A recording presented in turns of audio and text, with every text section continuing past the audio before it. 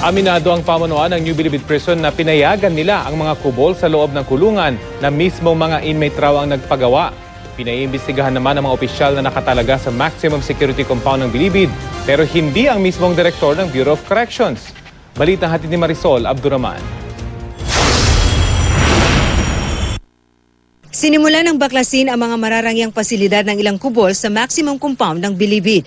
Ang mga gamit at furnishing sa jacuzzi, sauna, performance stage, pati home theater sa mga kubol, gayon din ang mga mamahaling gamit at sex toys, inilabas na mula loob ng mga kubol. Pero ang mismo mga kubol, pag-aaralan pa kung gigibain. Titingnan po namin kung hindi naman po madadamay po yung ibang mga adjacent rooms kasi tinutulugan po yan eh. Mga preso raw mismo ang nagpagawa ng mga kubol dahil masikip ang selda sa maximum compound. Inalaw na rin po namin na madagdagan na yung tinatawag po ngayong kubol. May permit daw ang mga construction material, pero pati ba ang mga gamit na hindi pang preso ngunit tila pang hotel na? Nakapasok po yun ng walang papel. Walang papel ay pasok without the signal sa inyo sa taas? Meron hong nakakapagkuntsabahan ho siguro, malamang sa gate po. Ni minsan ba, hindi na bisto ang mga gamit?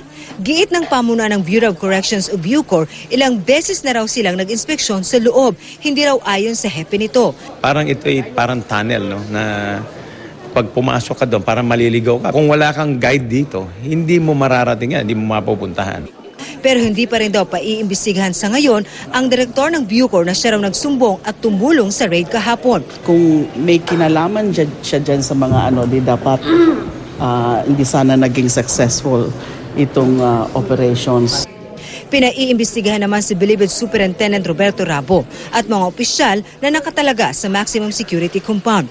Matapos namang ilipat sa dinaming papangalanang kulungan, bantay sarado ng NBI ang 19 na nakonvict sa droga na umano'y nag-operate ng mga kubol. Ang mga gamit na na-recover sa kanila pati cash na umabot sa 2 milyong piso itinago muna ng NBI.